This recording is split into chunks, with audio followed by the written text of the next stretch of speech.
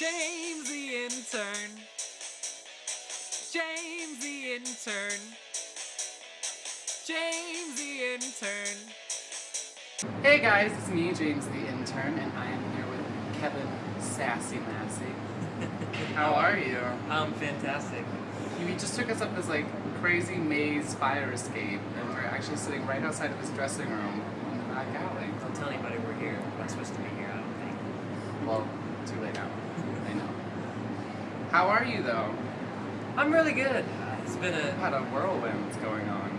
craziness happening this past couple weeks, couple months. So just kind of soaking it up. Got engaged to my love, my fiance now, Carol Lindsay. Who you may know from a little show. Probably not though. It's not really that big of a deal. Newsies. Yeah, she's kind of amazing. I'm a little biased, but We think so too. Okay. And that Tony performance, that was insane. wasn't that crazy? Those boys were working, and little known fact, they actually sped up the tempo so they could keep it within their time slots. So they were working extra hard. I would imagine. Look at that. And you are in the Memphis. I am. You just told us you've been doing it for 16 months. 16 months. I joined around a year and a half after they opened, I think. And yeah, been doing it for 16 months, as long as they've ever done shows straight. It's a long time to do one show. It is. Is there a way to keep it fresh after doing a show for that long? Well, luckily I understudy Huey, and so when I get to go on, that makes it interesting, and rehearsing for that makes it a lot more interesting. I don't do a ton in my ensemble track, so luckily I love the cast. We move around a lot, not on stage, of course, but a lot of time backstage just hanging out, and I think as long as you try to live in the moment, then you can find new things. And luckily this cast, you can find new things all the time, so I'm doing okay so far. And it's a fun show too, And so it's a I'm fun sure show. that helps. Yeah, there's no big death scene at the end where you're drained at the end. You in, audience is on their feet, yelling, Energy clapping, the whole time. Yeah. The Montego just belting just belting your face out. for days. Just Every for day. days. Solid. And she is every single night. She is a horse. She's a war horse. Going for it. And you now understudy Mr. Pascal. I do, yes. What's that like working with him? He's cool. He's great. He's such a nice guy, and he's really well known in the Broadway community. So it's kind of these people you heard or saw on stage growing up. He's working with them. So it's really cool, and he's got his own take on Huey, which is really cool, refreshing. So I've been able to see 4 different Hueys now in terms of understudies and Chad, and so it's kind of cool to see what I like and see what I can bring to myself. That's what And as an understudy, we've touched on this in prior interviews. There's understudy rehearsals, but when you get to go on as an understudy, what is your mindset? What do you do to prepare for that? Well, with Huey, he is in every single scene, and he's got so much to say and sing. So really, it was the big chunk was just memorizing, and then the big other portion was memorizing the backstage traffic, because he changes the bits every single time. He's running off stage, he's running on stage. So luckily I had a long time to prepare before I actually went on, and they gave me a full put-in, which is kind of unusual.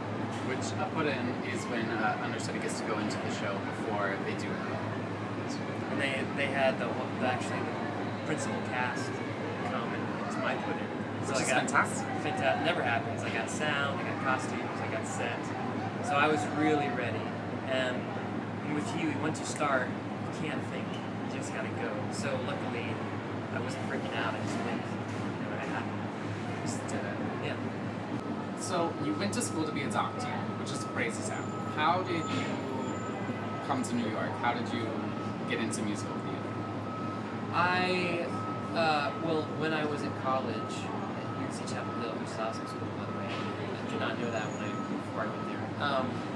I also majored in music to look well-rounded for med schools. So luckily I had some musical background and whatnot. And a buddy of mine, best friend growing up, Matt Lutz, who actually just made his Broadway debut in Bonnie and Clyde, wanted to do this for a living. And he said, "Do you want to move to New York with me?" Because I was going to take a year off before I went to med school. And for some reason, I said maybe. And here I am, many years later, still doing this. Living the Broadway. Yeah, I mean, it wasn't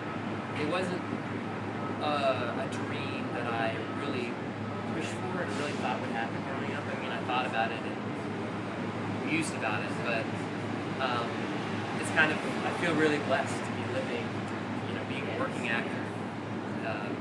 Engaged to another working actor. We're both really in a great spot right now. We know it doesn't last forever, so we're trying to enjoy it. I mean, we got to work with each other on Little House on the Prairie, which is how we met. I married her every night on stage in that show, so I kind of knew what it would be like when I finally asked her. You had that vision. I did. The whole time. Yeah, but we got to work together for over a year, and we realized how awesome that was. So, we're really trying to enjoy every moment that we got. Little piece of fun information. You not only sing a rock score in the Memphis, but you did opera. I did.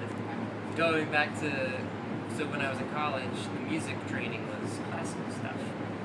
And I was also in an a cappella group called the Clef Hangers. Oh, see what you did there? Yeah, it was a really cool group, believe it or not, all guys, and we sang rock pop stuff. And initially my voice teacher didn't want me to be in the group because of bad habits and whatnot, but I convinced him. I said, well, listen, if I work really hard and get my technique, can I do it?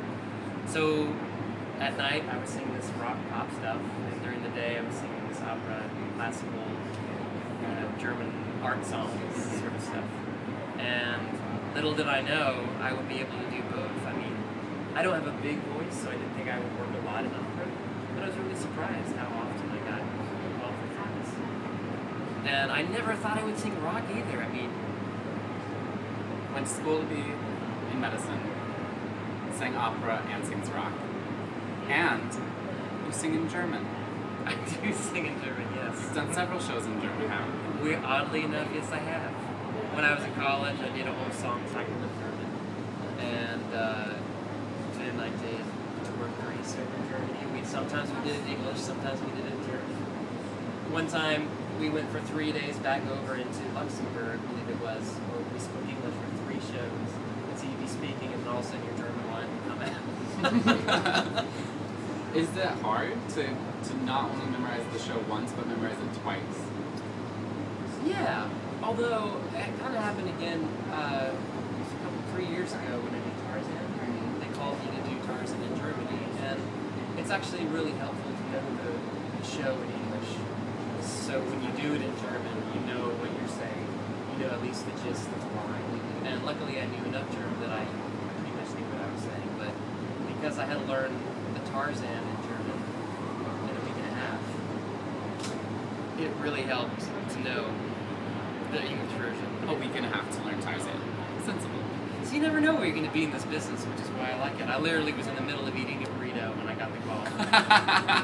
And next thing I know, I'm in Germany, doing a show that honestly, they got to develop more. So it was a better show over there. They were flying. They changed the story a little bit. The music was still basically the same. That's so exciting, though, that not only did you get to do these shows in New York and in English, but then go overseas and completely reinvent them. And you also, speaking of reinventing, you were out of town at Bonnie and Clyde as well. Yes, I was. That was really cool. It was down at a great theater, Oslo Rep Theater in Sarasota. Sarasota's beautiful. Florida? Yeah. And, working on new projects is what's the most interesting to me, So whenever I get a chance to do that, especially with a great creative team, I jump at that. So it was really great to be a part of that and be a part of a number of new shows. Little House on the Prairie was a new show we got to develop. So yeah, those are really cool projects. This guy. Just everything down the list. And I did hear from a pretty reliable source that you have a special skill. And what might that be? The shaky eye. Shaky eye. See, I'm really excited. I just gave a workshop in Rio de Janeiro, And I told them that on your resume, the special skills, and if you put something that's really interesting, they just may ask you about it, and that's how they can remember you. So they ask me quite frequently for the shaky eye. I'll have to get really close for an easy lesson. I hope I can do it. What? Did you see that? Did you see it? Oh, that's so. My sister can do it. I've just like seen a one family other trait. person do it. But yeah, somehow How did you learn that you had this special skill? well, she did it, and then I was like, what the heck? That's really cool. And I describe it as flexing my eyes. You know, you kind of like flex it and relax it at the same time. I have no idea how I do it or exactly what I'm doing. Does Huey do it when you go on a scene? Does Huey give the shaky eye? No, I think if Huey did it, I would lose my place and I would run into something. Go right up to the Montego and give her the shaky eye? Montego's a rock. I'm not sure she would She even wouldn't break. even She'd be falter. like, and moving on. And then backstage she'd be like, what was that? Right. Why were you shaking your eyes at me? I try to give her a little something every once in a while, but yeah. Do you have like a favorite moment or story in your run, which has been a great run in the Memphis? Speaking of the shaky eye. You know what was cool? The favorite moment in the show, I think, is in the middle of Memphis Lives in Me. Not because I'm singing it necessarily, but because in the middle of the song, Huey turns around and he sees the whole cast on stage.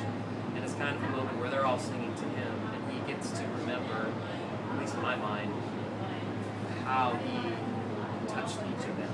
And they're kind of saying that to him, even though he's lost everything at that point. Spoiler. So yeah, so you don't exactly know what he's lost unless you come see the show, but it's a real touching moment. You know, his mom, his lover, his friends, his maybe not so good friends. He experiences it all again in that one. I think it's 12 bars, something like that. It's Thank you for sitting down with us today. absolutely. Thanks for having me. Had a good time. Come see the Memphis. You'll love it.